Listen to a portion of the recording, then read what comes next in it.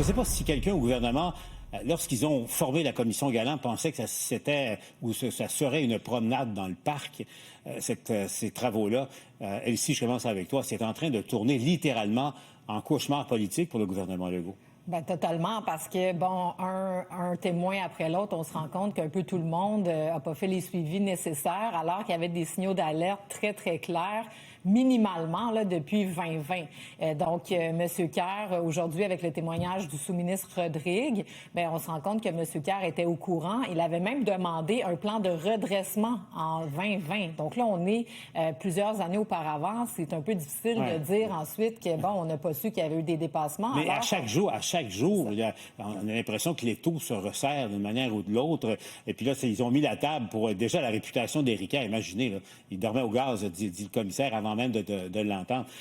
Mathieu, parce qu'il devrait arriver là, au cours des prochaines minutes, on va y aller en direct, je le rappelle.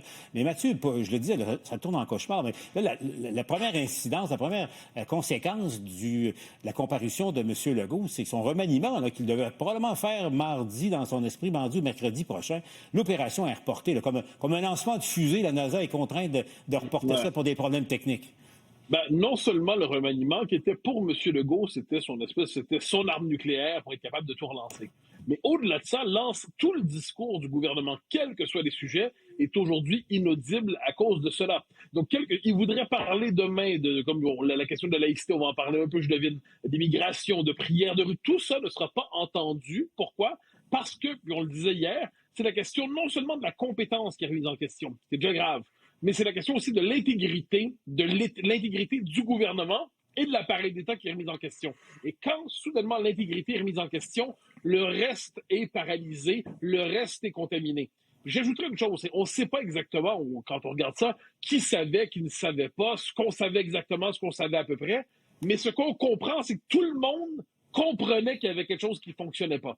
Tout le monde sentait directement ou indirectement qu'on était au cœur d'un potentiel gros scandale. Personne n'avait la vision d'ensemble, d'accord, mais tout le monde sentait que c'était déréglé. Et pourtant, il y a eu la politique du « je ne vois pas, je ne vois pas, je ne veux pas voir » pendant plusieurs années. Et là, ça explose au visage du gouvernement à un an des élections. À un an des élections, un parti à qui on annonce 0 député d'un sondage à l'autre a une crise de cette envergure. Moi, j'ai l'impression qu'on est en train d'assister, parce qu'il y a une dimension politique à tout ça, au-delà de la mauvaise gestion de l'État, on est en train d'assister à la rédaction de la rubrique nécrologique de la CAQ. L'idée est lancée, mais l'histoire nous enseigne prudence de ce côté-là. Rodolphe, de manière concrète, donc, on le disait, si le remaniement était prévu pour mardi, mercredi, on oublie ça, c'est retardé, mais ça veut dire aussi l'effet papillon. Ça veut dire que probablement le premier ministre va proroger, va suspendre la rentrée parlementaire et de quelques semaines au moins. Oui, c'est tout son agenda politique qui tombe à l'eau. C'est aussi cette image. Écoutez, un premier ministre qui doit s'expliquer en commission. S'il y a quelqu'un au Québec qui n'avait pas écouté ou qui n'était pas au courant de sa clique, je peux vous dire qu'avec juste des images d'un premier ministre qui doit témoigner en commission, c'est un des pires scénarios pour un premier ministre. Et c'est toute la machine politique. Écoutez, j'écoutais le témoignage de la soi-disant chef de cabinet d'Éric Kerr. Elle avait l'impression que c'était une secrétaire et c'est tout le personnel politique de la CAQ qui est éclaboussé. Écoutez, on a vu un courriel où le titre était, ça c'est un courriel de septembre 2021, inquiétude majeure, budget, échéancier, qualité du projet. Et puis ça, c'est des conseillers politiques qui s'envoient ce genre de courriel et ils n'ont rien fait. C'est-à-dire, ils n'ont pas compris c'est quoi leur travail. Leur travail, c'est qu'on a exactement ça, c'est de soulever ça, d'amener ça au bureau du premier ministre, de faire quelque chose, d'éviter la catastrophe. Ils voyaient le train et en 2021, en 2020, ils n'ont rien fait.